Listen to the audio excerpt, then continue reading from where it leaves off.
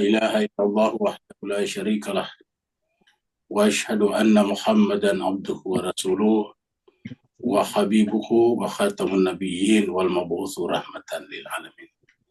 اللهم صل على حبيبنا وشفينا ومولانا أبي القاسم المصطفى محمد. اللهم صل على محمد وآل محمد. اللهم صل على محمد وآل محمد. اللهم صل على محمد وآل محمد وعلى آله وصحبه ومن تبعهم بإحسان إلى يوم الدين. Masyiral muslimin rahimakumullah, kita bersyukur, kita bersua dalam keadaan sehat walafiat, dan kita sekarang berada di akhir-akhir bulan Ramadan tahun 2025 atau 1446 Hijriah. Semoga puasa kita akan bisa selesai sempurna sampai akhir, dan Allah SWT menerima semuanya dan memberikan kepada kita kualitas takwa, dan nanti akan masuk dalam kategori itqun minan nar, terbebas dari azab api neraka. Amin ya Allah. Amin. Kita akan membaca dan membahas hari ini atau pagi ini 31 sampai 35.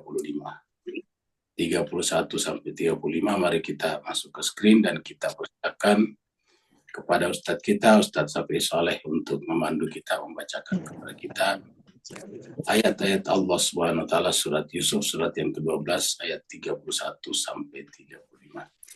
Pada Ustaz kita persilakan dengan segala hormat. Fadhil Ustaz. Syukran Ustaz. Alhamdulillah. Assalamualaikum warahmatullahi wabarakatuh. Waalaikumsalam warahmatullahi wabarakatuh. A'udzu billahi minasy syaithanir rajim. Bismillahirrahmanirrahim. A'udzu billahi minasy syaithanir rajim. Bismillahirrahmanirrahim. فلما سمعت بمكرهن أرسلت إليهن فلما سمعت بمكرهن أرسلت إليهن وأعتدت لهن متكئا وآتت كل واحدة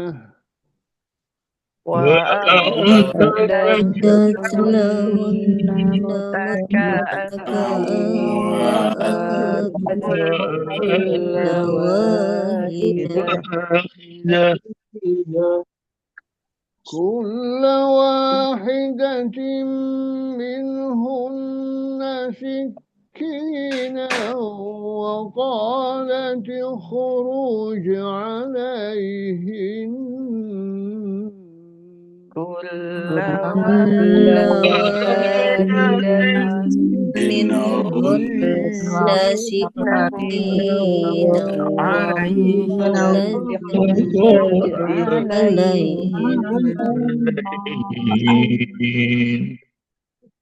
فلما رأينه أكبرنه وقطعن أيديهن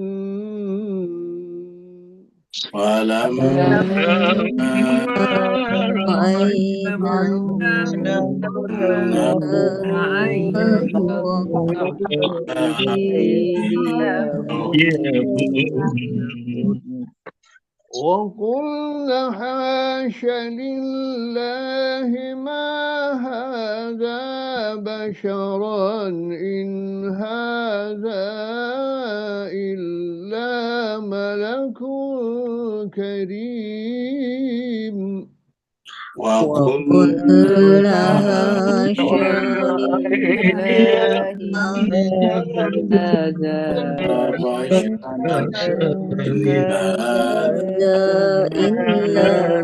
إلا ملك كريم ملك كريم. قالت فذلكن الذي لمتنني فيه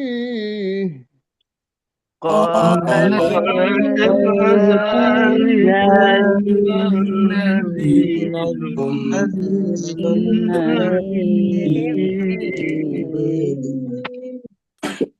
ولقد راودته عن نفسه فاستعصم ولقد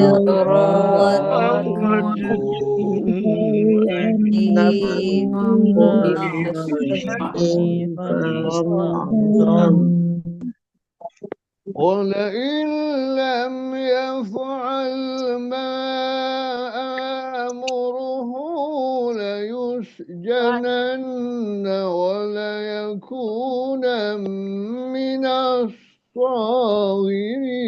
الصاغرين ولئن لم يفعل آمره ليسجنن وليكون من الصاغرين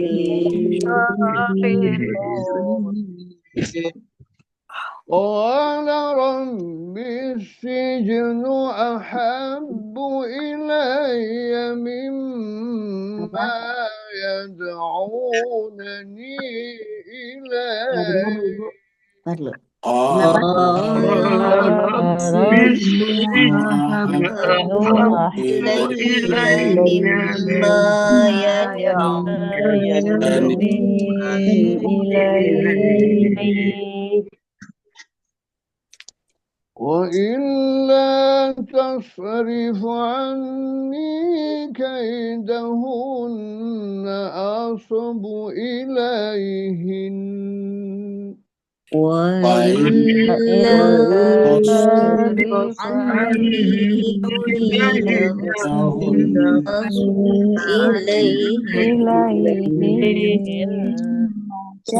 إليهن وأكن من الجاهلين إليهن وأكن من الجاهلين فاستجاب له ربه فصرف عنه كيدهن فاستجاب له ربه فصرف عنه كيدهن إنه هو السميع العليم إنه هو السميع العليم ثم بدا لهم من بعد ما رأوا الآيات ليسجنونه حتى حين ثم بدا لهم من بعد ما رأوا الآيات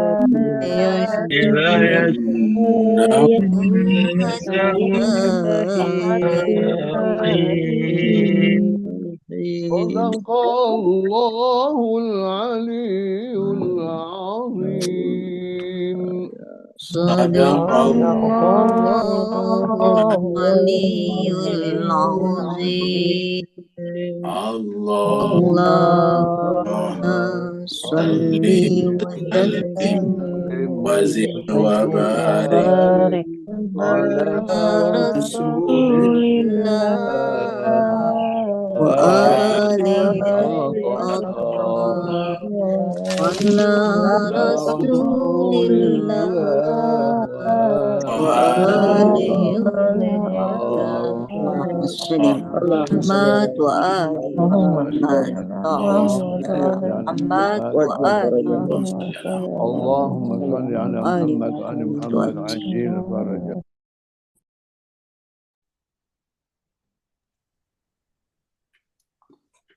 Mewakili jemaah seluruhnya, kami mengucapkan terima kasih banyak, syukran jazila kepada Ustadz kita, Ustadz Safi Saleh dari Singapura. Semoga setiap ayat yang beliau bacakan tadi kepada kita menjadi syifa di dalam jiwa, Amin. menjadi wasilah untuk keselamatan beliau, keluarga beliau. Amin. Allahumma. Begitu juga semua jemaah yang ikut membaca Al-Quran, semoga diberikan kesehatan yang sempurna, usia yang panjang, rezeki yang penuh dengan barakah, dan hidup yang lapang. Kita teruskan surat Yusuf, surat yang ke-12. Yusuf yang dibicarakan di sini adalah Nabi Yusuf alaihissalam, Yusuf bin Yakub bin Ishak bin Ibrahim.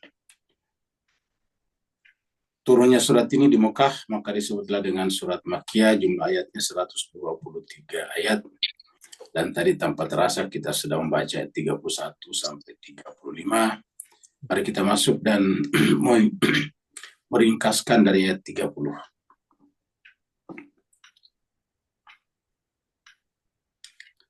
Di ayat 30 Allah SWT berfirman, A'udzubillahi minasyaitonirrajim, Bismillahirrahmanirrahim. Wa qala niswatun fil madinati imra'atul aziz.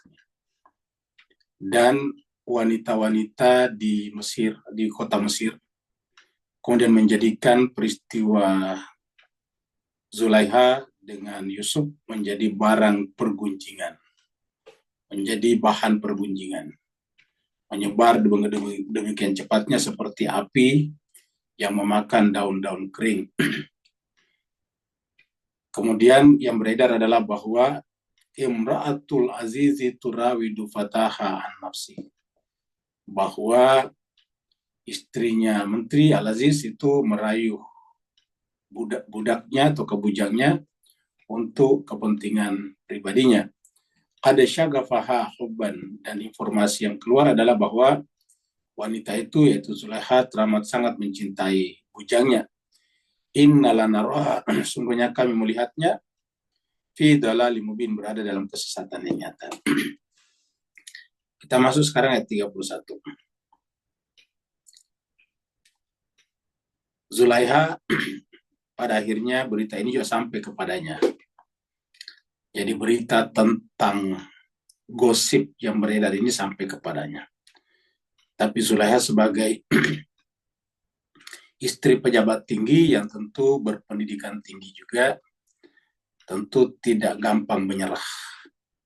Maka kemudian membuat juga tipu muslihat, tipu daya, untuk menunjukkan kepada para wanita-wanita yang menggosip ini, bahwa seandainya mereka berada dalam posisi Zulaiha, sangat mungkin mereka juga akan melakukan hal yang sama. Walamma sami'at bimakrihin, maka tatkala wanita itu atau Zulaiha mendengarkan bimakrihin, makar mereka. Jadi ini adalah makarnya para wanita-wanita tadi. Jadi kalau kita mendengarkan gosipan mereka, apa yang dilakukan Zulaiha tidak marah, tidak emosional, tetapi mengatur siasat, yaitu arsalat ilaihinna, mengutus, atau kita sebut saja mengirim surat kepada mereka semuanya. Ya. Ilaihinna, mengirim surat. Arsalat itu mengutus, mengirim surat kepada wanita-wanita itu.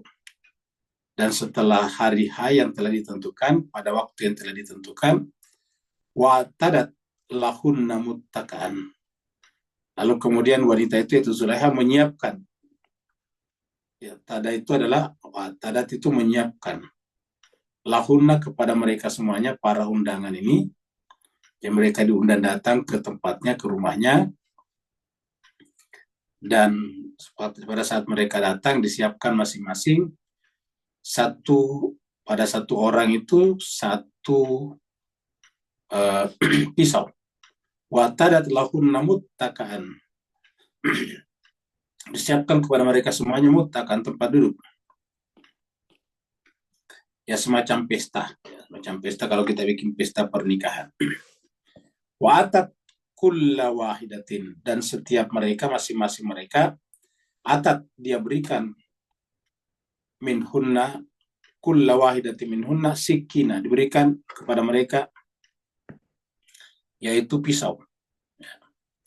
Jadi dia Zulaiha memberikan kepada tiap-tiap undangannya itu sikina, yaitu sebuah pisau. Jadi dikasih satu pisau. Ya, untuk apa? Untuk dibagikan nanti buah. Ya. Wa qalat ikhruj alaihinna. Jadi pisau ini digunakan untuk mengupas buah-buahan mereka. Jadi setiap tamu diberikan pisau untuk mengupas sendiri buah-buahannya. Buah-buahannya bisa apel atau semacamnya. Lalu kemudian setelah mereka semuanya duduk di tempat duduknya, dan mereka semuanya sudah dapat pisau satu orang, ya kita tambahkan sudah dibagikan juga buah-buahan untuk dikupas. Waqalat, berkatalah Zulaiha kepada bujangnya, kepada Yusuf. Ya, kata kepada Yusuf, ukhruj alaihinna, keluarlah alaihinna, di tengah-tengah mereka. Kita sebutkan alaihinna di tengah-tengah mereka. Jadi semacam fashion show, biasa lihat fashion show. Ya. Fashion show itu ada di tengah-tengah, lewat ada semacam catwalk. Nah itu kemudian Yusuf lewat di situ. Jadi wanita-wanita itu dibuatkan kursi kiri kanan, menghadap ke tengah, menghadap ke jalan tempatnya nanti Yusuf berjalan. Jadi ide semacam fashion show itu sudah ada sejak zamannya Nabi Yusuf. Begitu Nabi Yusuf keluar jalan di tengah-tengah mereka, jadi ini berhadapan-hadapan. Ya.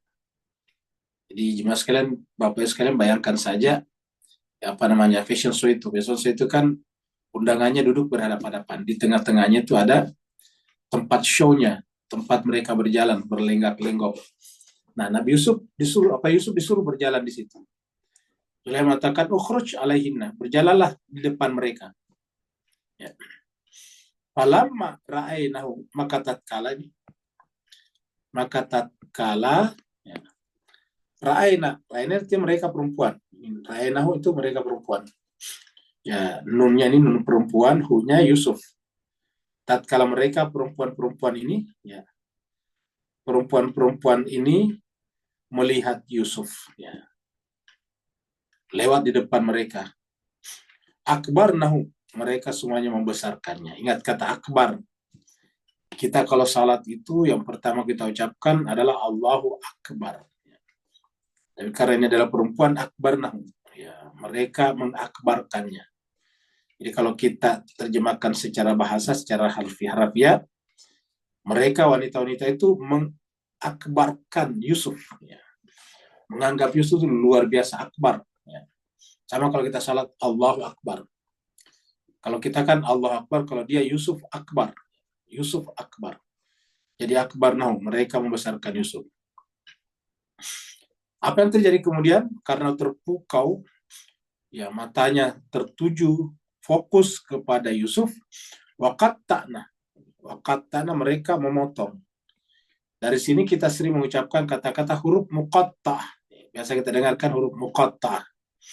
Seperti alif lam ra, seperti permulaan surat Yusuf ini juga alif lam ra. Surat Yunus juga sebelumnya alif lam ra juga. Surat Hud juga sebelumnya alif lam ra juga.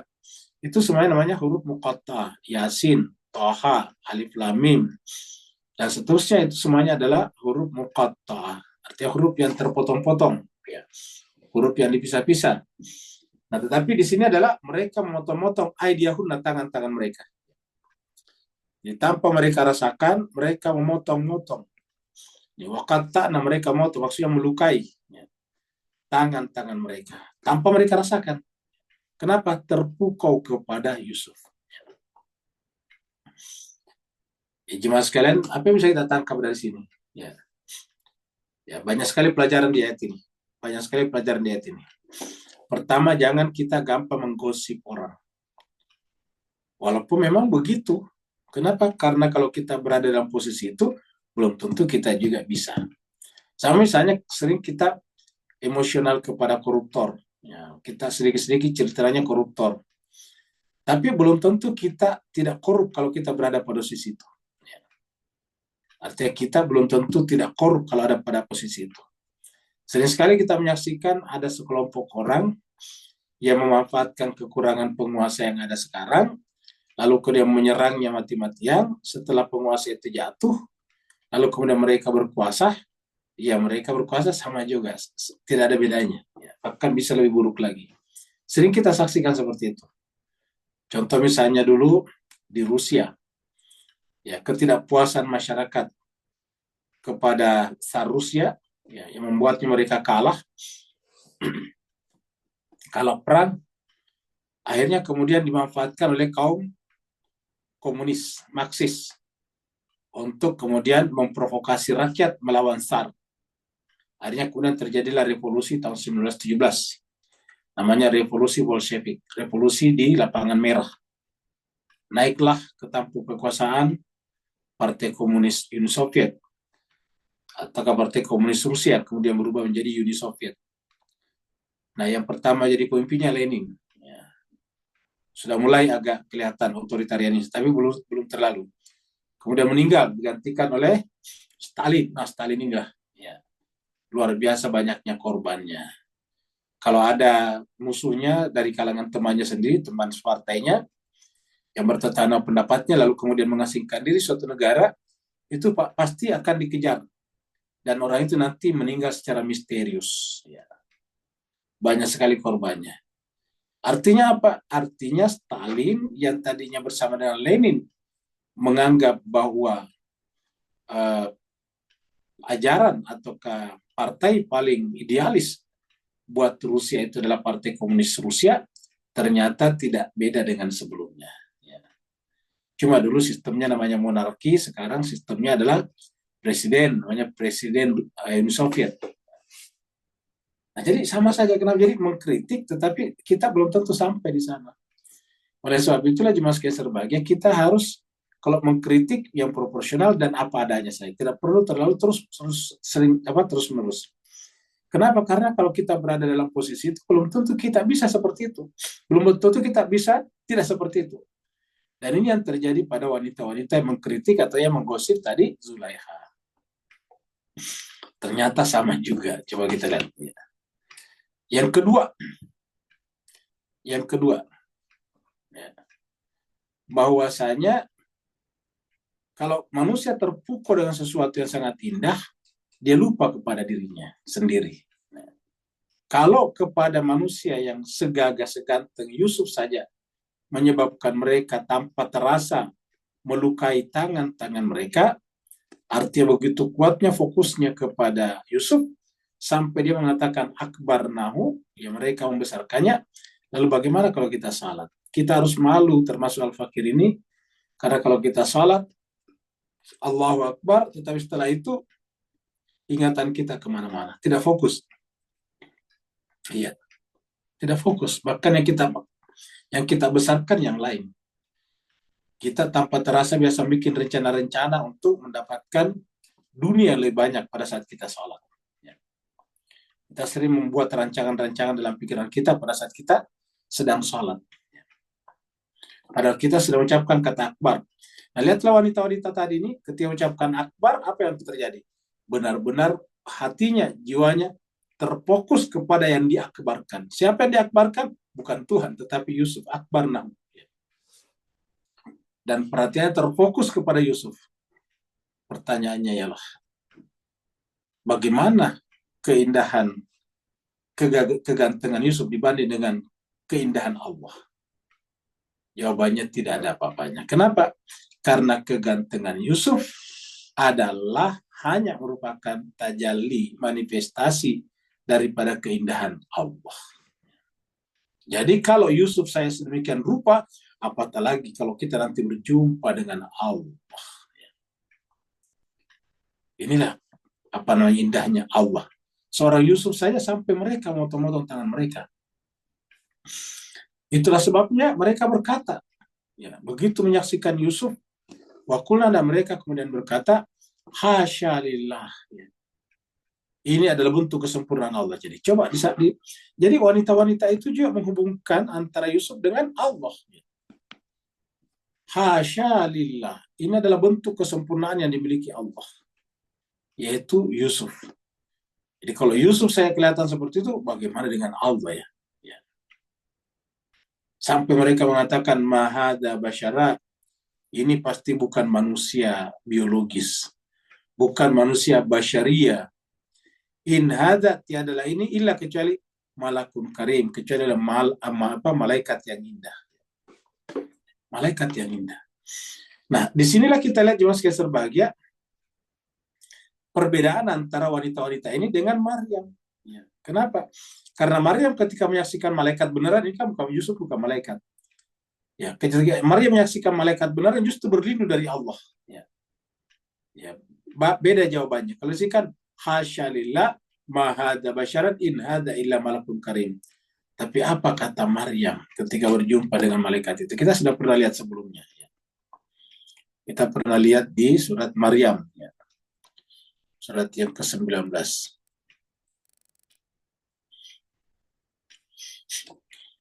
Ini ayat 17. Fattakhadat min dunihim hijaba. Lalu Maryam kemudian mengisolasi diri menuju ke tempat yang sepi sehingga terjadi hijab antara mereka dengan penduduk kota pada saat itu. Tidak terjadi komunikasi. Hijab itu penutup. Farsalna lalu kami mengutus ilaiha kepada Maryam ruhana ruh kami. Ingat, ruhana ruh. Yang namanya ruh itu tidak berbentuk. Yang namanya ruh itu kan tidak berfisik, tidak berbenda. Ruh itu bagaimana caranya bisa ketemu dengan Maryam? Fatamassalaha. Dia menyerupakan lahat. Ya. Menyerupakan kepada Maryam basyaran, manusia. Jadi fatamassalaha basyaran. Sawiya. Ya. Malaikat itu menyerupakan dirinya dengan manusia biologis secara sempurna. Kata sawiya itu sempurna, artinya benar-benar seperti manusia. Padahal dia bukan manusia, malaikat. Ya. Apa kata Maryam? Qalat. Sama-sama taknya ini tak menunjukkan perempuan. Qalat, Maryam berkata, Inni a'udzu birrahmani minka in kunta taqiyya. Sesungguhnya aku berlindung kepada Allah Maha Pengasih. Kata-katanya a'udzu birrahman. Kalau tadi kan Masya Allah. Ya. A'udzu birrahman, aku berlindung kepada Ar-Rahman, minka dari kamu, maksudnya dari malaikat ini yang berbentuk manusia laki-laki, in kunta taqiyya, kalau kamu orang bertakwa. Jadi beda sekali kan, coba kita lihat. Beda apa namanya. Padahal ini berdua ini, tidak kan tadi hijab tadi. Berarti jauh dari masyarakat. Cuma berdua. Di tengah, di pinggir kota. Di bawah pohon. Berdua saja. Tetapi apa kata Maryam? Kata-katanya adalah inni a'udzu. A'udzu itu berlindung. Inni a'udzu birrahmani minka in kunta taqiyya. Kalau di sini kata-katanya beda.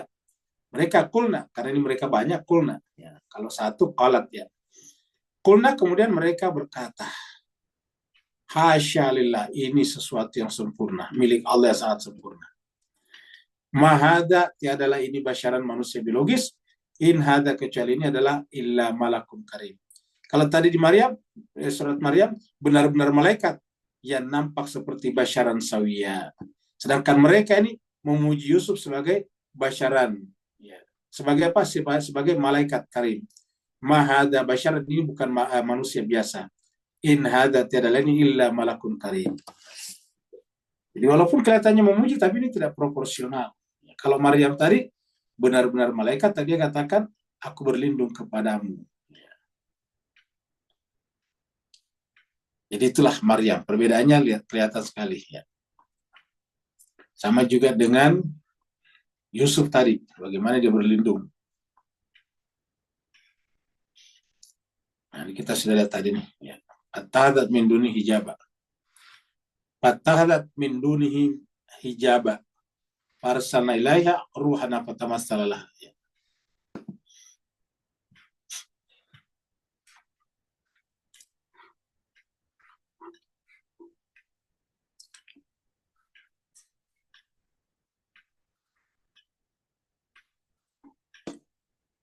Qalat, ya, berkatalah wanita itu, yaitu Zulaiha. Fadzalikunna allati lumtunnani fihi. Fadzalikun itu itulah, ya, itulah orang yang tadi kita lihat ilustrasinya seperti itu. Itulah orang, itulah anak muda yang kalian lumtunnani, ya, yang kalian kecam aku fihi dengannya. Kita artikan di sini mengecam aku, lumtunnani yang kalian mengecam, mencelah, ya, aku padanya. Ternyata kalian juga terpukau, ya. Itulah orang yang kalian gosipkan saya, yang menyebabkan kalian menganggap saya sedemikian buruk. Walaqad rawadtuhu. Nah, coba kita lihat pengakuannya Zulaiha. Jadi Zulaiha kan di sini sudah jujur, ya. Sekarang di sini Zulaiha sudah jujur. Dia sudah tidak berbohong lagi seperti tadi. Seperti ketika berada di depan suaminya di depan pintu. Sekarang dia sudah katakan, walaqad rawadtuhu. Sungguh akulah yang telah menggodanya. Aku yang telah menggodanya an-nafsi untuk mengambil dirinya, untuk menguasai dirinya. Tapi kalian tahu apa yang dia lakukan? Pas tak sama, ya. Dia berlindung, dia menolak. Pas tak sama kita artikan saja, dia teguh pada pendiriannya, tidak mau tergoda. Jadi kata-kata berlindung di sini ada benar, tapi sebetulnya pas tak sama itu artinya berpegang teguh. Ya. Kan ada kata-kata wa'tasim, ya, berpegang teguhlah. Ya. Wa'tasimu bihablillahi jami'a, itu mirip dengan ini. Wa'tasimu bihablillahi jami'a wala tafarraqu. Ya. Nah, jadi di sini katakan bahwa pas tak sama, yaitu mereka berpegang teguh, berlindung, ya, menolak. Sampai di sini kita lihat ini adalah pengakuan, ya, pengakuannya Zulaiha tadi tentang laki-laki itu, tentang pemuda itu. Jadi menambah kekaguman mereka. Kekaguman pertama tadi luar biasa gantengnya, tapi luar biasa tidak memanfaatkan kegantengannya untuk menjerat orang lain. Ya, itulah Yusuf. Makanya Zulaiha mengatakan, itulah pemuda yang kalian mencaci aku dengannya. Tapi kalian tahu, sungguh sayalah yang telah menggodanya. Tetapi apa yang terjadi? Fasta sama, dia menolak. Ya. Walain lam yaf'al ma amruhu layus jananna walayakunam minas sabirin. Ya. Walain lam yaf'al, dan apabila dia tidak melakukan, apabila Yusuf tidak melakukan, lam yaf'al ma'amuruhu, apa yang mereka perintahkan, amuruhu, ya. Jadi mereka apa yang aku perintahkan ini, kata Zulaiha. Kalau dia tidak melakukan ma'amaruhu, apa yang diperintahkannya, layas junanna, dia akan dipenjarakan, ya. Walayakunam minas sabirin. Jadi walaupun di mata suaminya tadi sudah selesai, sudah clear, yang salah Zulaiha, Yusuf tidak bersalah, tetapi kita lihat di sini ternyata Zulaiha tidak berhenti sampai di situ. Bahkan ini lebih parah, mengancam malah. Kata-katanya apabila dia tidak, walain lam yaf'al, kalau dia tidak melakukan ma'amuruhu, apa yang aku perintahkan kepadanya, ya, untuk takluk kepada saya, layus jananna, ya, dia akan dipenjarakan, akan saya penjarakan. Walayakunan, dan dia akan menjadi minas sagirin, orang yang hina. Ya, saya menunjukkan bahwa dia tidak punya apa-apa. Dia sekarang ini mulai bermartabat karena tinggal di rumah saya, di rumah kami. Saya tunjukkan bahwa dia itulah hina. Ya, seperti itulah. Jadi ancamannya apa? Ancamannya adalah penjara. Ya, sini kita lihat. Dia akan dipenjarakan. Ya, kita bicarakan saja Zulaiha. Dia akan saya penjarakan. Karena ini menunjukkan bahwa Zulaiha ini adalah, walaupun dia istri daripada menteri, tapi dia powerful. Ya, sangat mungkin dia derajat status sosialnya lebih tinggi daripada suaminya. Ya. Sehingga dia berani mengancam seperti ini. Dan ini kita menunjukkan bahwa Yang namanya wanita dari dulu sebetulnya aslinya sudah bebas, sudah punya hak suara di masyarakat. Kalau kemudian pernah terjadi misalnya dalam masyarakat jahiliyah, perbudakan dan sebagainya, itu kausistik, dan itu adalah lebih kepada respon terhadap kondisi sosial yang ada pada zamannya. Tapi berdasarkan informasi ini menunjukkan bahwa perempuan ini bisa mengambil keputusan, menunjukkan bahwa dia bebas, ya. Dia punya power, political power. Jadi kalau dia tidak melakukan, ini kan ancaman, kalau dia tidak melakukan apa yang saya perintahkan, saya akan penjarakan dia, supaya dia tahu bahwa dirinya itu adalah tidak ada apa-apanya. Dirinya itu adalah sawir, dirinya itu adalah hina. Dia itu adalah budak. Kita suami saya beli dari pasar, kira-kira begitulah. Sekarang tiba-tiba seperti itu. Tidak patuh kepada saya, kepada kami sebagai majikannya. Ini adalah ayat 32. Di surat 7 ayat 12 Allah berfirman, qala ma mana'aka alla tasjuda iz amartuka. Ya. Apa yang menyebabkan iblis jatuh?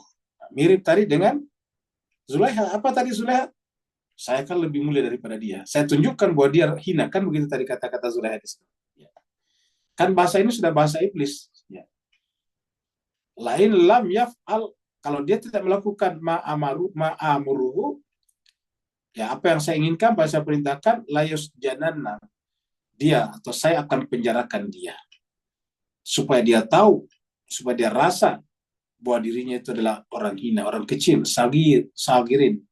Walayakuna minas sagirin. Supaya dia tahu kalau dia itu termasuk orang yang hina, sagirin. Ya. Jadi saya akan penjarakan agar dia merasa hina. Dia tahu kan, Zulaiha tahu bahwa tidak ada orang mau dipenjara. Ya. Orang salah aja tidak mau dipenjara, apalagi benar. Kan orang bukan kebanyakan, semua orang yang salah tidak mau dipenjara, bahkan biasanya nyogok. Ya. Memberikan rasuah. Nah, jadi cuma sekedar bahagia, apalagi tidak bersalah. Yusuf kan tidak bersalah. Ya. Tapi justru mengatakan, saya nanti lebih memilih penjara daripada mengikuti keinginan perempuan itu. Ya. Jadi kita teruskan lagi tadi dulu di sini, ya, bahwasanya iblis berkata ketika Allah tanya, "Ma mana'aka alla tasjuda iz amartu?" Apa masalahnya? Apa yang menghalangi engkau Allah tasjuda untuk tidak bersujud iz amartu ketika aku perintahkan kepadamu? Qala, dia kemudian berkata iblis, ana khairu minhu, saya kan lebih baik dari dia. Ana khairu, saya kan lebih baik dari dia. Nah coba, apa tadi kata Zulaiha? Saya kan lebih baik dari dia. Dia hina, kira-kira gitu. Ana khairu, saya kan lebih baik daripada dia. Khalaqtani minar, Allah menciptakan aku dari api, engkau Tuhan menciptakan aku dari api. Wa khalaqtahu min tin, sementara dia kau ciptakan dari tanah. Jadi iblis itu tidak mau sujud kepada tanah.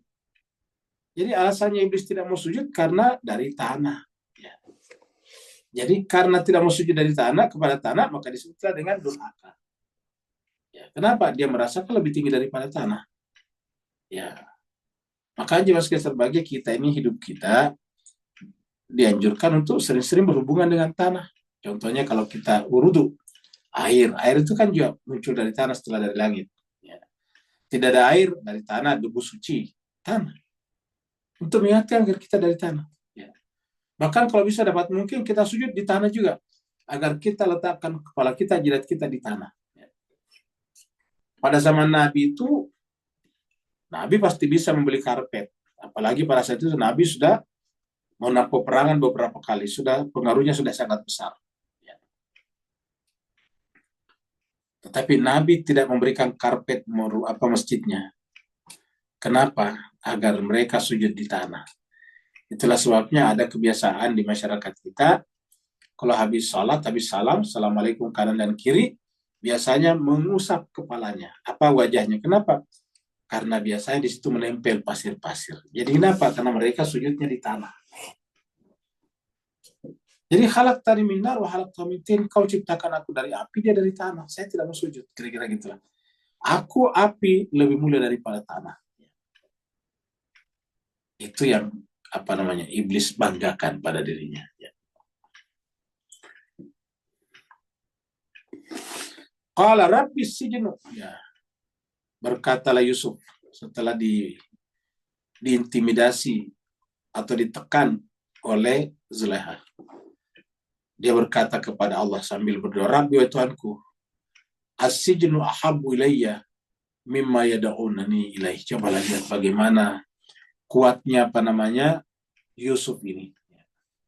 Digoda oleh wanita yang sangat cantik, bukan hanya satu tapi banyak tadi kita lihat. Tetapi apa kata-kata dia? Bahkan sudah diancam untuk dimasukkan penjara. Apa jawaban Nabi Yusuf? Rabbi wa Tuhanku, as-sijnu penjara ahabbu aku lebih cintai. Aku ahabbu ilayya mimma daripada yad'unani ilaih. Daripada apa yang mereka panggilkan aku kepadanya. Mereka panggilkan aku untuk memenuhinya. Ya, daripada aku melanggar, lebih baik aku masuk penjara. Kira-kira gitulah. Lebih baik aku masuk penjara daripada memenuhi hawa nafsu mereka. Daripada memenuhi hawa nafsu mereka. Illa ilayya mimma yad'unani. Wa illa tasrif anni. Dan coba lihat, seorang Yusuf tidak pernah merasa mampu. Di sini yang disebut tadi justru zuhudnya Yusuf. Ya, kalau tadi mereka zuhudnya kepada Yusuf. Kalau ini Yusuf zuhudnya kepada Allah. Sampai dia katakan wa illa tasrif anni. Wahai Tuhan, jika bukan Engkau tasrif yang menghalangi anni dariku, kaidahun tipu daya mereka, asbu ilaihinna, aku pasti akan jatuh ke dalam pelukan mereka. Asbu kita artikan aku akan jatuh ilaihinna ke dalam pelukan mereka. Wa akun minal jahilin, dan aku akan menjadi orang jahil. Aku menjadi orang jahil, aku menjadi orang bodoh. Atau menjadi seperti yang dikatakan tadi Zulaiha minas sabirin. Bisa juga wa akun minas sabirin. Ya. Jadi wa akun minal jahilin, wa akun minas sabirin. Ya. Tapi intinya di sini jahilin lawan daripada akilin. Ingat, jahal lawannya adalah akal. Jadi kita pernah sampaikan dulu bahwa yang namanya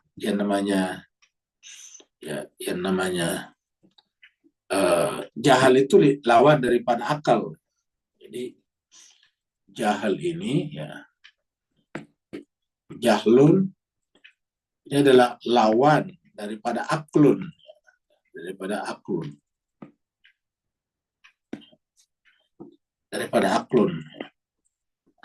Jadi jahlun daripada aklun.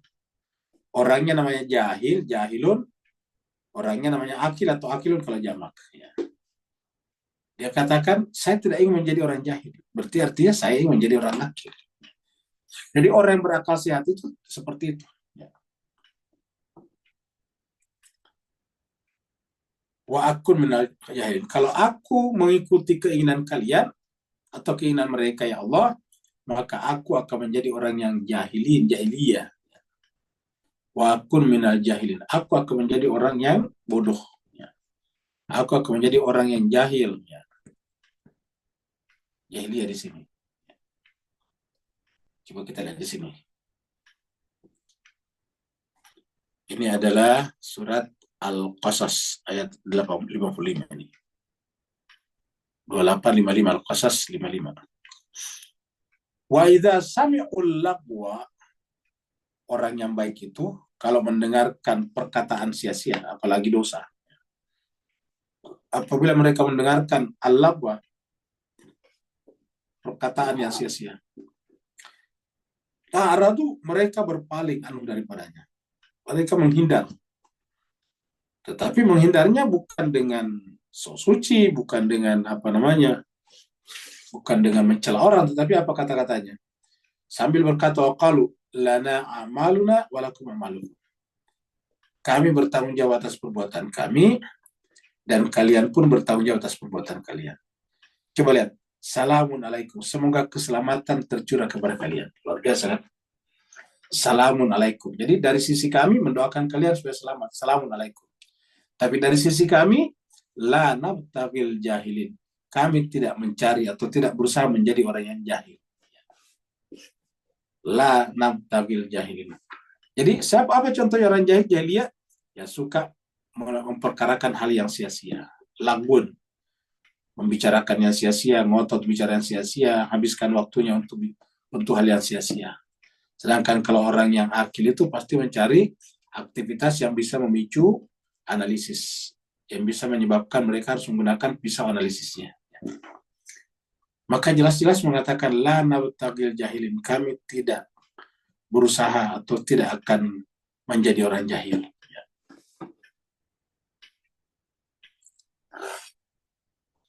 34. Ini kita ada hadis itu satu. Kewajiban atas ilmu sebagaimana kewajiban atas harta. Jadi ada kewajiban kita atas ilmu sebagaimana kewajiban atas harta. Ini dari Sumairin. Ya, jadi dari ini. Dari Salman ibn Sumairin. Dari mana? Dari Kathir bin Murrah. Dari Kathir bin Murrah.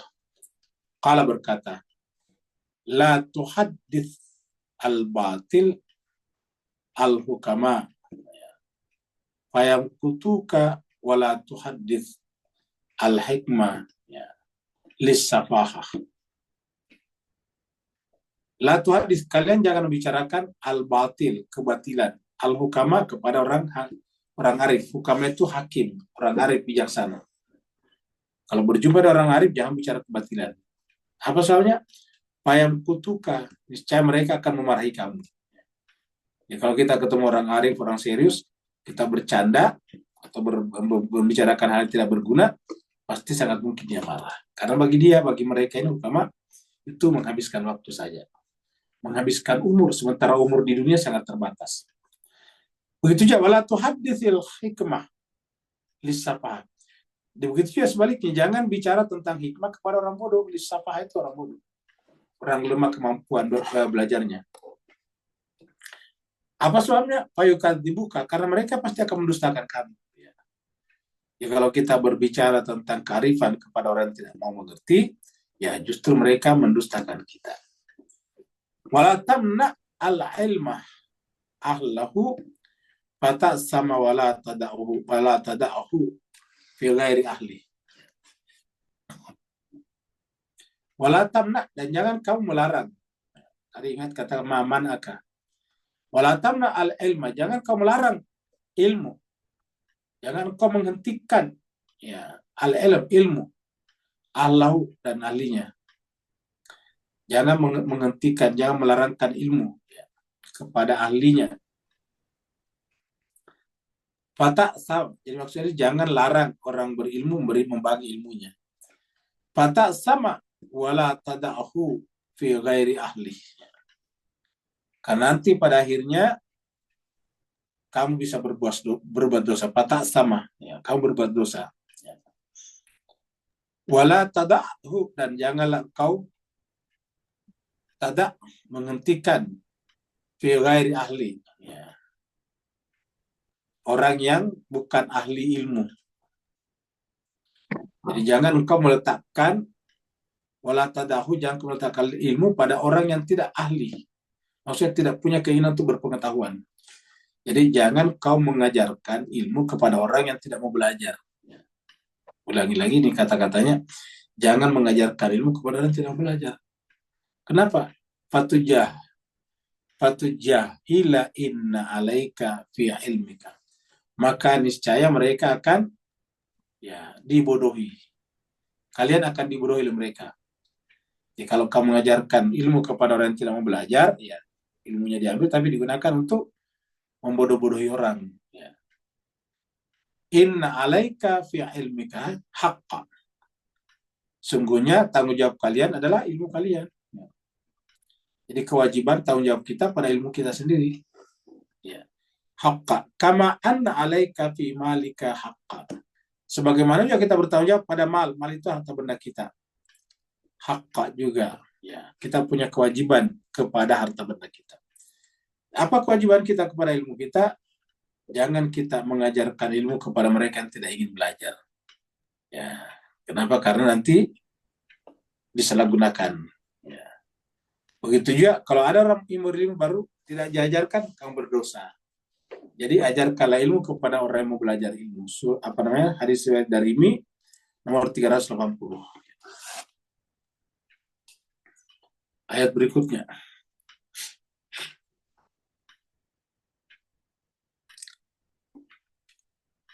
Fastajaba lahu rabbuhu.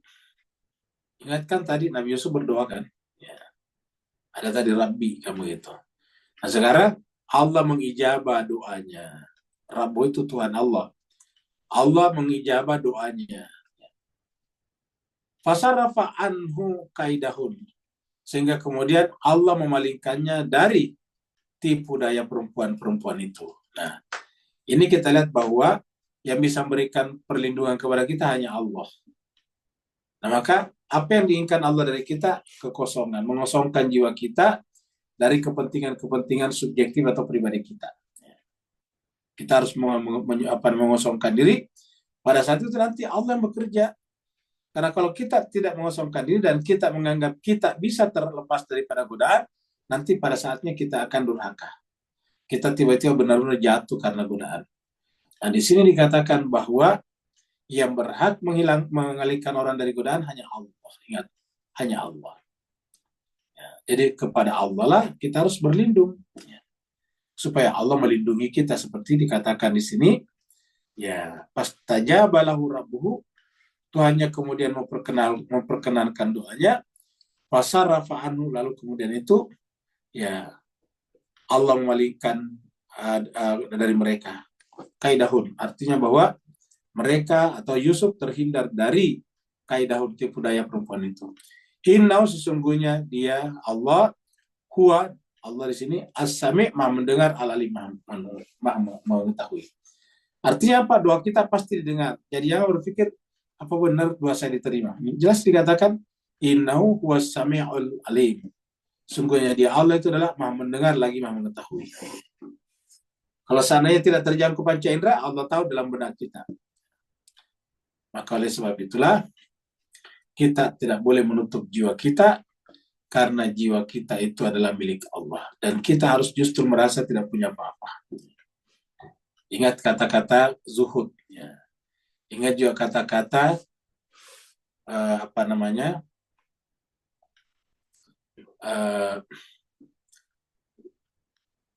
tidak tergoda seperti zuhudnya zuhudnya musafir terhadap Yusuf, maka harusnya seperti itu juga kita zuhudnya kita kepada Allah. Zuhudnya kita kepada Allah. Artinya apa? Zuhudnya mereka kepada Yusuf menjual murah Yusuf. Zuhudnya kita kepada Allah mengatakan bahwa alam semesta ini tidak bernilai. Karena kalau dia bernilai di mata Allah, tentu tidak diberikan kesempatan kepada orang yang tidak percaya kepada Allah. Tapi Allah memberikan kepada siapapun juga.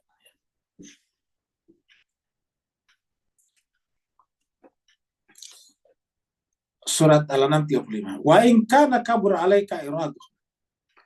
Apabila berat bagi kamu iraduhum, keberpalingan mereka, kemurtadan mereka. Fainis tata'tah, jika kamu sanggup anta betagi untuk mencari nafakan, lobang fil ardi, muka bumi, au sulaman, ataupun tangga fis sama, ke langit. Fatatiyahu, maka datangkanlah kedua itu. Ya. Datangkanlah alat untuk membuat lubang di bumi itu, dan juga tangga menuju ke langit. Fatatiyahum biayatin. Lalu kemudian datangkanlah kepada mereka ayat-ayat Allah.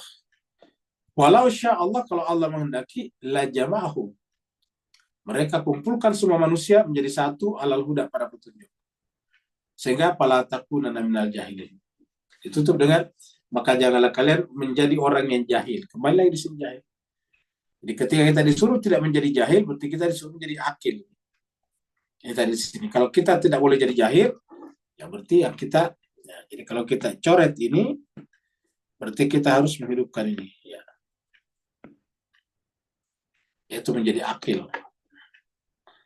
Kata akal. Jadi fala takunanna minal jahilin. Ini surat 319. Fastajaba lahum rabbuhum. Maka Tuhan mereka mengijabah permintaan mereka. Anni, dan sungguhnya aku, kata Tuhan, la udhi'u amala amilin. Saya tidak mungkin menyanyiakan amalnya orang-orang beramal minkum di antara kalian. Min dzakarin aw unsa, baik laki-laki atau perempuan. Nah, kita lihat lagi bahwa Al-Quran itu menempatkan laki dan perempuan setara, sama. Tidak ada yang lebih tinggi daripada yang lain.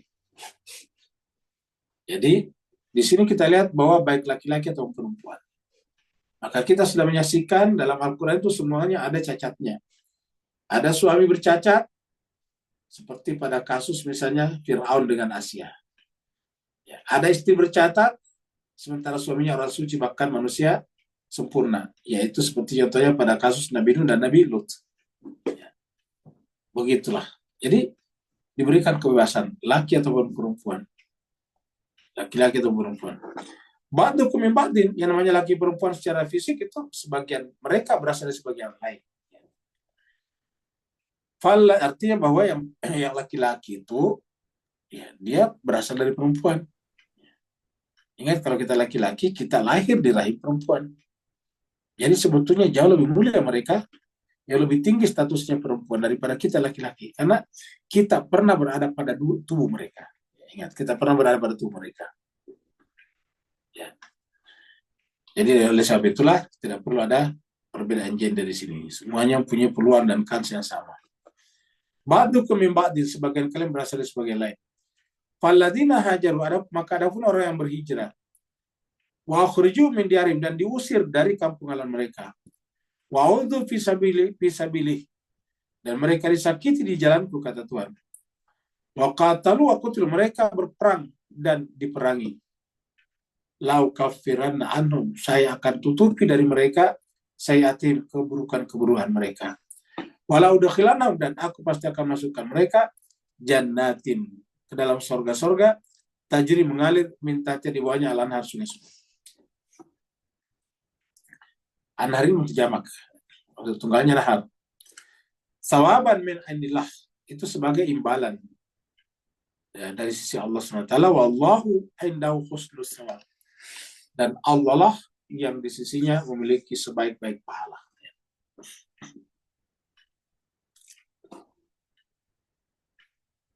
35 terakhir. Jadi Yusuf lebih memilih penjara dengan kehidupan yang sangat terbatas seperti ini. Ini penjara sekarang ini, jemaah sekalian, yang di video ini adalah penjara sekarang. Bagaimana penjara 3.000 4.000 tahun yang lalu, coba. Summa badalahum min ba'di ma ra'au al-ayati layas jununnahu hattahi. Summa badalahum, kemudian muncullah ya, badai itu mulailah bagi mereka membadi, mulai berpikir tentang sesuatu setelah mar'ahu, setelah mereka melihat semuanya ayat-ayat, mara'a al-ayah ya. Kalau mereka menyaksikan ayat, maksudnya tanda kebesaran Allah pada diri Nabi Yusuf, baru mereka mengatakan layas jununnahu, kami akan memenjarakannya, kami akan masukkannya ke dalam penjara, hatta sampai mahin, waktu yang tidak ditentukan ya, tergantung hukumannya, hatta hin. Nah, jadi dari sini kita lihat jemaah sekalian berbahagia bahwa Al-Quran kita itu mengajarkan berbagai macam, terutama surat Yusuf ini semua jenis logika diajarkan, baik deduktif, induktif, ataupun analogi. Kita tutup dengan sebuah hadis, yaitu dunia penjara bagi orang beriman. Kenapa dunia penjara? Sebelum kita baca, kenapa dunia penjara bagi orang beriman? Karena mereka tidak bisa bebas. Ya, kan kalau di dunia banyak yang terlarang. Ya, kalau orang Islam. Maksudnya dibanding dengan agama lain, Islam paling banyak. Ya. Dilarang makan ini, dilarang minum itu, dan sebagainya. Dilarang berjudi, dan seterusnya. Nah, ini kita ambil dari Nabi. Qala Rasulullah SAW. Rasulullah SAW berkata, bersabda, ad-dunya sijnul mu'mini. Dunia itu adalah penjaranya orang beriman. Wa jannatul kafiri, dan surganya bagi orang kafir. Kenapa? Karena mereka ini tidak percaya akhirat, Atau kalau tadi percaya hanya samar-samar, mereka memaksimalkan kehidupannya di dunia. Sedangkan orang beriman tidak. Ya.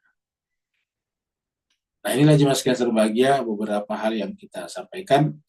Dan hadis ini kita ambil dari hadis riwayat Imam Muslim nomor 5256. Jadi kesimpulannya bagi orang beriman itu dunia sijnul mukminin. Kenapa? Karena tidak bebas. Yang namanya penjara itu kan tidak bebas. Dikerungkung, dimasukkan ke dalam semacam sangkar besarnya. Jadi makanya mereka tidak bisa bebas. Ya. Dunia karenanya adalah sijin. Dunia itu adalah ya penjara. Jadi dunia sijnul mukminin. Dunia itu adalah penjaranya orang beriman, wa jannatul kafirin, dan sebaliknya surganya bagi orang-orang ingkar. Begitulah pembahasan kita pada kesempatan pagi hari ini. Mudah-mudahan ada manfaatnya. Kalau benar dari Allah, kalau ada khilaf dan alfanya, saya mohon dimaafkan. Waalaikumsalam. Yang mau bertanya dipersilakan. Waalaikumsalam. Waalaikumsalam warahmatullahi wabarakatuh. Silakan Pak Nur. Assalamualaikum Muhammad wa alihi wa sahbihi. Baik ya Islam. Astagfirullahaladzim. Bismillahirrahmanirrahim. Ustaz. So, bagaimana kita mencantumkan hakikat bahawa dalam mubahalah itu sendiri, Allah bukakan tabir siapa yang berlima tadi, sampai 70 delegasi Najran tadi, itu masuk uskupnya yang paling tinggi tadi, back off daripada dikutuk Allah on the spot. So, apakah ini akan berlaku sama juga bahawa Allah bukakan tabir bagi jiwa-jiwa yang telah tazkiyah tadi, serta tazkirah tadi, bila Imam Mahdi AS berada betul-betul depan batang hidung kita, beri pencerahan dan teguran. Barakallahu fi afwan. Baik, terima kasih Pak Jawad Nur. Ini kemarin kita sudah baca juga beberapa ayat dan juga ada hadis terkait dengan ini. Bahwa tergantung keberimanan kita sekarang. Kalau nanti dia datang baru kita beriman, maka seperti dikatakan sebelumnya itu ayatnya, maka sia-sialah iman kita pada saat itu. Kenapa? Karena kita mengimaninya ketika sudah ada. Iman itu dibutuhkan justru sebelum. Ya. Maka sebelum datang Imam Mahdi, sekaranglah tujuannya kita, sekaranglah tempatnya kita mengimaninya. Kalau dia datang baru kita mengatakan saya beriman, ya ini tidak beriman lagi namanya, karena sudah menyaksikan. Sama dengan orang yang meninggal, baru dia mengatakan saya beriman, seperti kata Fir'aun, saya beriman kepada Tuhan yang Bani Israel, yang nggak ada gunanya lagi. Nah, hal yang sama terjadi pada yang ditanyakan Pak Nur tadi. Jadi kita bisa saja tidak lagi bernilai. Ya, kalau iman kita kalau sudah terakhir. Dengan demikian sekaranglah kita harus merajut, kita harus memintal, kita punya iman itu supaya menjadi kuat dan terus menjadi kuat sebelum kedatangannya. Karena kalau enggak, ya kita tidak bisa sampai ke sana. Nah, setelah kita mengimani, kita buktikan iman kita dengan memberikan salam kepadanya dan juga kemudian mempelajari kitab suci karena mereka adalah pasangan daripada kitab suci. Syarih Al-Quran namanya. Ada lagi sebelum kita tutup? Ada Ustaz. Ya, silakan. Bismillahirrahmanirrahim. Ustaz, dalam beberapa ayat ke depan kita akan menyaksikan di mana Nabi Yakub akan menangis. Yusuf, sebagaimana juga kita dengar bahwa Imam Ali Zainal Abidin sallallahu alaihi pernah berkata bahwa Yakub saja menangis Yusuf hingga matanya buta. Allah tidak pernah mempersalahkannya, menegurnya. Padahal Yakub tahu bahwa Yusuf belum mati. Bagaimana? Aku salah ketika menangisi Husain. Pertanyaannya ini saja. Ada beberapa, saya juga masih bingung jawabannya. Katanya kalau kita menangisi cerita, terutama orang yang meninggal gitu ya, jangan sampai air mata kita menetes pada jasadnya. Karena itu akan menjadi batu sandungan, katanya Ustaz. Karena seakan-akan kita tidak menerima bahwa ini adalah takdir dari Tuhan. Bagaimana penilaian antum terhadap hal-hal seperti itu? Terima kasih. Baik, terima kasih banyak Pak Saudara. Jadi jemaah sekalian, sebaik-baik hujah adalah Al-Quran. Ya, justru inilah yang ditakutkan oleh Rasulullah. Karena orang berhujjah bukan dari Al-Quran, hadis. Ketika kita berhujjah dengan hadis dan meninggalkan Al-Quran, maka kemudian kita seperti, mohon maaf, orang Nasrani yang menggunakan tulisan-tulisan yang dikumpulkan oleh murid-murid Nabi Isa, seperti Matius, Markus, Lukas, dan Yohanes. Matius, Markus, Lukas, Yohanes itu 4. Kita kan ada 9, yang besar 6.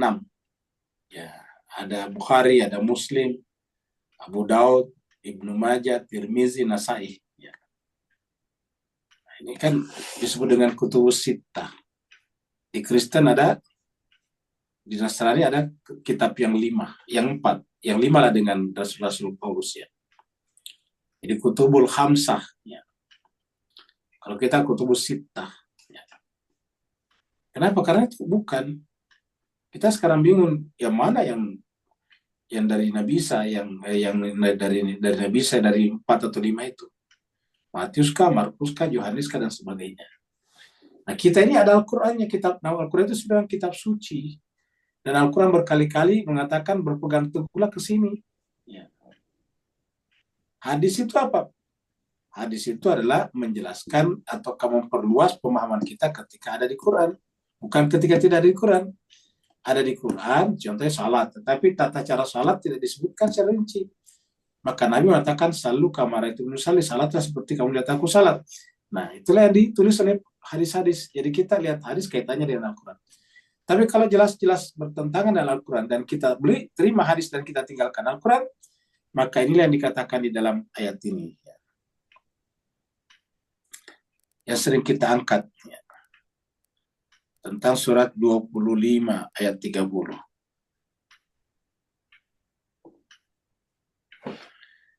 Wa qala Rasul, dan Rasul berkata, Ya Rabbi, wahai Tuhanku, inna qaum, sungguhnya kaumku, umatku, ittakhadhu, telah menjadikan hadal Quran, Al-Quran mahjura, ditinggalkan.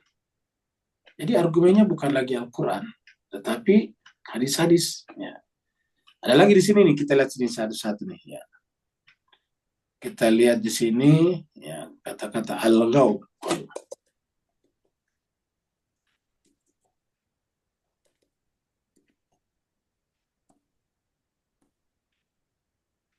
Ya. Fussilat ayat 26. Coba kita lihat sini. Surat 41. 26. Coba kita baca baik-baik di sekalian ayat ini. Wa qala alladziina kafaru, berkatalah orang-orang yang tertutup hatinya. Ya. Coba dengarkan. Berkatalah orang-orang yang tertutup hatinya. La tasma'u li hadzal Qur'an. Jangan kalian dengarkan Al-Quran ini. La tasma'u, jangan mendengar kali kepada hadzal Qur'an, Al-Quran ini. Walghaw fihi, kalau toh dibacakan al-ghaw fihi, buatlah keributan ini. Terjemahnya pun buatlah keributan. Al-ghaw, buatlah keributan padanya kalau dibaca Al-Quran. Supaya mereka tidak mengerti. La'allakum taglibun, supaya kalian bisa mengalahkan mereka ini. Taglibun, kalian dapat mengalahkan mereka. Jadi artinya apa? Artinya Al-Quran yang ditinggalkan. Nah, berkenaan tadi dengan pertanyaan tentang menangis. Ini kan jelas diceritakan dan dikatakan Yusuf itu ahsanal qasas. Cerita yang paling baik. Dan di situ diceritakan Nabi Yakub menangis. Dan dia Nabi, dia Rasul, dan tidak ada ayat manapun yang menegurnya. Yang menegurnya justru anak-anaknya yang telah selama ini mendustakannya, berdusta kepadanya, dan membuang adiknya ke sumur. Jadi kakaknya lah yang selalu mengatakan, wah, ayah kamu kok masih seperti dulu aja, kamu gitu. Jadi justru mendapatkan apresiasi kan diceritakan dalam Al-Quran. Bahwa menangisi, ya, mewarisi pewaris kenabian itu atau penerus kenabian itu adalah justru harus. Karena tangis menunjukkan kesedihan berpisah dengannya. Tangis menunjukkan kita menderita atas ketiadaannya. Itu namanya tangis. Jadi menunjukkan bahwa kalau kita menangis, kita merindukannya. Kita menangis berarti jiwa kita menjadi bagian daripada dirinya. Itulah Al-Quran. Jadi Al-Quran justru mengatakan bahwa menangis itu seperti yang dilakukan Yakub itu benar. Jadi kalau ada hadis berbeda dengan itu, maka yang harus kita terima Al-Quran. Ulangi lagi, kalau ada hadis yang berbeda dengan itu harus kita tolak. Karena harus kita terima Al-Quran. Nah inilah yang kita pakai di tempat ini mas sekalian. Jadi saya Al-Fakir ini kalau mencarikan hadis-hadis, saya carikan hadis yang sudah difilter. Kalau hadis itu tidak masuk akal di dalamnya, matanya macam-macam, lalu kemudian juga bertentangan frontal dengan Al-Quran, kita tolak. Harus sejalan dengan Al-Quran. Dan itu banyak juga hadis seperti itu. Nah jadi kesimpulannya, kita terima hadis apabila sejalan dengan Al-Quran, dan kita tolak hadis kalau tidak sejalan dengan Al-Quran, karena Al-Quran itulah al-haq, kebenaran. Dan karena dia kebenaran, dia yang harus jadi patokan parameter bagi yang lain. Sebagaimana kalau kita yang mengetahui berapa beratnya setiap benda, ya kita butuh namanya alat timbangan. Harus ada alatnya, pengukurnya. Al-Quran adalah tolak ukur, timbangan bagi segala pengetahuan termasuk hadis-hadis. Terima kasih banyak. Wa'alaikumsalam. Wassalamualaikum warahmatullahi wabarakatuh. Ada ya di Tidak ada, Ustaz. tidak ada.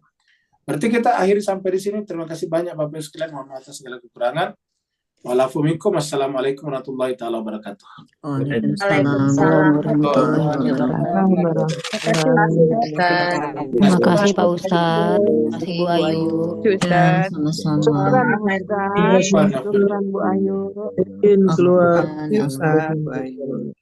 Ya, sama-sama. Terima kasih Pak Ustadz. Sama-sama Pak Saniman. Syukran, Ustaz. Ya,